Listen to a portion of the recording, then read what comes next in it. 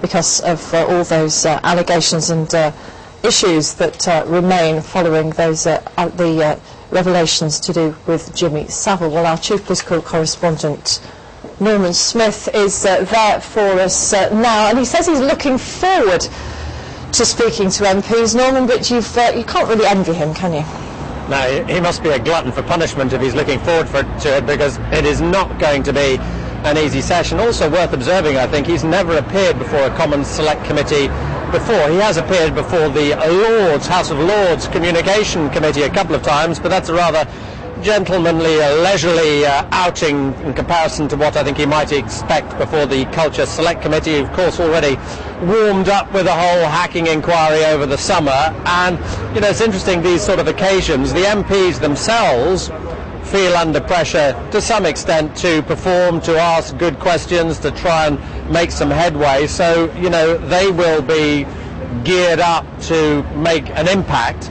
And for Mr. Entwistle, I suppose on the plus side, he must have a pretty clear idea of the line of questioning. It's been flagged up by they want to, first of all, about when he was head of vision at the BBC and he took the decision to press ahead with those Jimmy Savile tributes after being alerted by Helen Bowden, the head of news, in a brief conversation that Newsnight was actually investigating Jimmy Savile. So there'll be questions, I guess, about his decision then, but also questions about his judgment once he became Director General and the way he has responded and led the BBC after this whole crisis erupted. And I think in particular there will be questions as to whether the BBC acted nearly quick enough, whether they realised the gravity of the unfolding story soon enough, and how it came to pass that the BBC ended up issuing statements which they then had to correct, and were still correcting last night, because we know the blog written by Peter Rippon, it had 3 corrections yesterday, and it had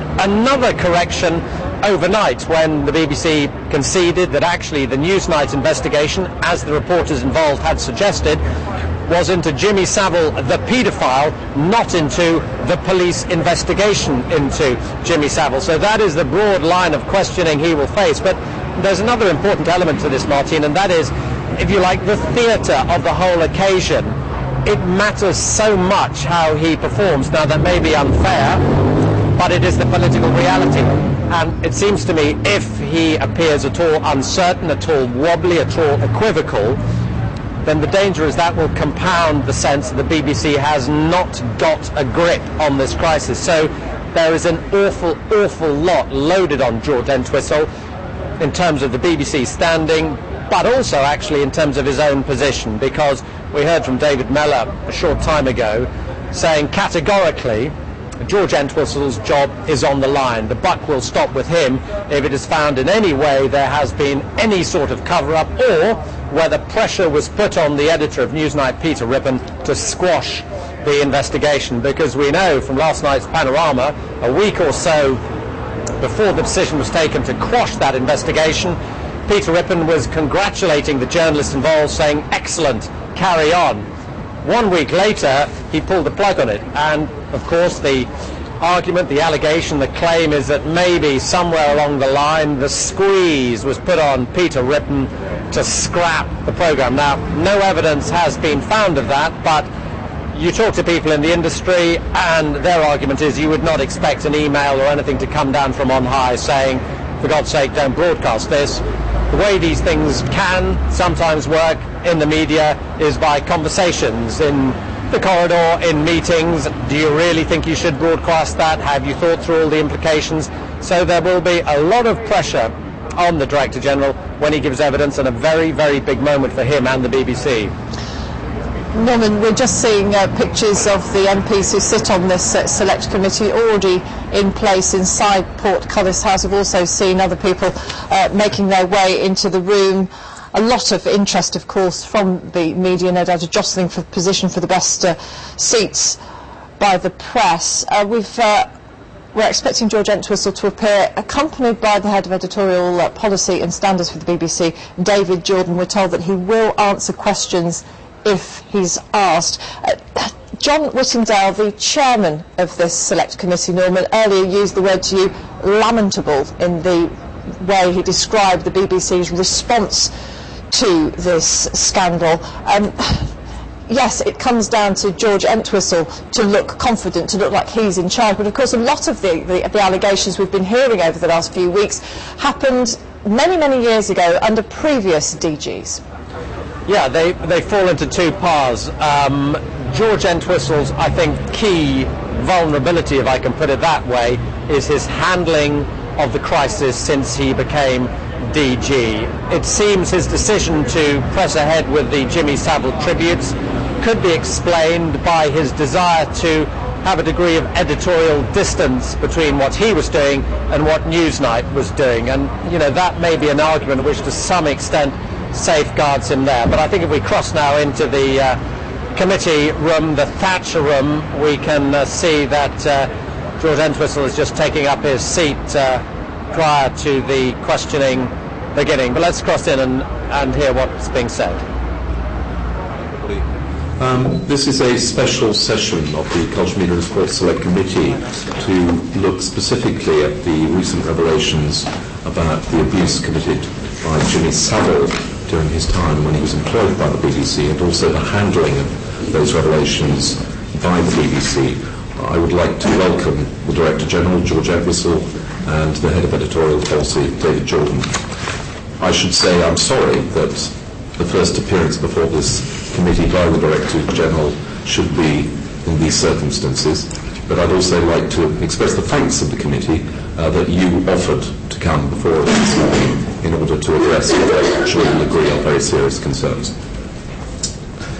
Can I perhaps start off by asking you, last night on Panorama, you'll have seen John Simpson, that very experienced and respected member of the BBC staff, describe this as the worst crisis that I can remember in my nearly 50 years at the BBC. Would you accept that that is the case? There's no question in my mind that this is what we now know happened is a very, very grave matter indeed. For somebody to have worked for the BBC and at the BBC over a number of decades and to have been responsible for what the police describe as an unprecedented scale of child sexual exploitation there is no question in my mind this is a very grave matter indeed, and I would seek to show that the response the BBC has made recognises that gravity. I think we would all accept that, but you will also be aware that the concern about the handling of this matter by the BBC is raising very serious questions about potential suppression to avoid embarrassment, and obviously some of the allegations which were broadcast last night on Panorama. I mean, would you accept that this has not been handled well by the BBC in the last few weeks? No, I wouldn't accept that. I would accept that there have been times when we have taken longer to do things than in a perfect world I would have liked. But I think if you look at what we've achieved since the scale of the crisis became clear, I think you would see that we have done much of what we should have done and done it in the right order and with proper respect paid to the right authorities. So if I can start by saying the first thing we did was for me to make contact personally with the police when the scale and credibility of the allegations had started to become clear, and say to them, this looks like it has the potential to become a criminal matter, and I have a significant anxiety that action by the BBC that might in any way compromise or in some way damage potential criminal investigations is the first thing I'm determined to avoid. And those conversations with the police were characterised initially by them saying to me, please don't rush into setting up your own internal review or inquiry of any kind, because we too are worried that you may trespass on our position. So we spent that first week absolutely making sure that our connections, our liaison with the police was as good as it could possibly be, and putting at the service of the police our investigations unit and all our internal resources in a way that they could get to work as fast as possible and that we would be in a position to help them. Now, on the Monday of the following week, I went on the Today programme and announced that we would, when the police were ready, want to have our own internal review. And I think perhaps I could have made it clearer the previous week that I was prepared to do that once the police were ready for me to do it. But the key thing for me was absolutely to make sure that I didn't do anything that trespassed on the authority and prerogative of the police at that point. We'll want to come on to look at cooperation between the BBC and the police in due course. But just in terms of the communication and the handling of this, you, I'm sure, would accept that the BBC's reputation for trust and integrity is one of its most precious assets, and yet do you not accept that that is in jeopardy as a result of some of the suggestions that have been made in the last few weeks? There is no question that what Jimmy Savile did and the way the BBC behaved in the years that the culture and practices of the BBC seemed to allow Jimmy Savile to do what he did will raise questions of trust for us and reputation for us. There is no question about that. This is a gravely serious matter, and one cannot look back at it with anything other than horror, frankly, that his activities went on as long as they did, undetected. And of course that is a matter of grave regret to me, and something that the BBC and I need to demonstrate an absolute determination here and now to do everything we can to put right. There's no doubt about that at all in my mind, and I am determined to do that. I believe that the two reviews we've set up have been given the independence they need and are being given the support they need absolutely to get to the bottom of this. And there is a virtue, I think, in having established two separate reviews rather than one overall review, because the review that will be done by Dame Janet Smith has decades of culture to look at. And the truth is, Jimmy Savile worked at the BBC from the late 1960s, from the mid-1960s, and there are a great many people we need to try and talk to find out whether anybody did know what was going on in terms of how he was managed and how he was overseen. And this is a really significant exercise in cultural examination, and it's critically important that we do that with absolute thoroughness. But at the same time, I recognise there are questions about the way the Newsnight investigation unfolded, and I would seek to answer those much more quickly, and that Nick Pollard has been given the task of weeks rather than months in that regard. We'll come on to that as well. But you must accept that the last 24 hours, where a BBC programme carries interviews with the reporter and producer of another BBC programme in which they publicly disagree with the explanation given for the dropping of that investigation. The fact that the BBC then had to issue a statement saying that its original explanation was misleading, that is not exactly a triumph of handling, is it? Well, if I can take the corrections of the blog first, there is no doubt that it is a matter of regret and embarrassment that the version of events that were recorded in Peter Rippon's blog on the 2nd of October did not turn out to be as accurate as they should have been. Again, that's something that should not have happened, and I regret. Now, whenever the BBC puts something into the public domain, it has an ongoing obligation to ensure the accuracy of that thing, of whatever it is put out there. So I think there's no question in my mind that we were right to change the blog, to identify the inaccuracies in the blog. It seems to me absolutely the right thing to have done.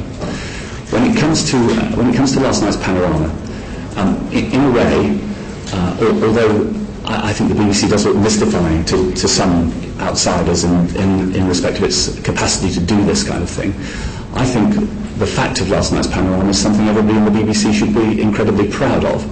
Here is an organisation investigating itself in its own airtime on its main TV channel with appropriate resources given to the task, and asking questions of itself that I don't think any other media organisation on earth would do. The BBC's capacity to interrogate its own corporate situation, its own corporate priorities, its own corporate handling of things is unmatched in the world, and rather than regarding last night's panorama as a symptom of chaos, I regard last night's panorama as a symptom of the fundamental health of the independence of BBC journalism. Okay.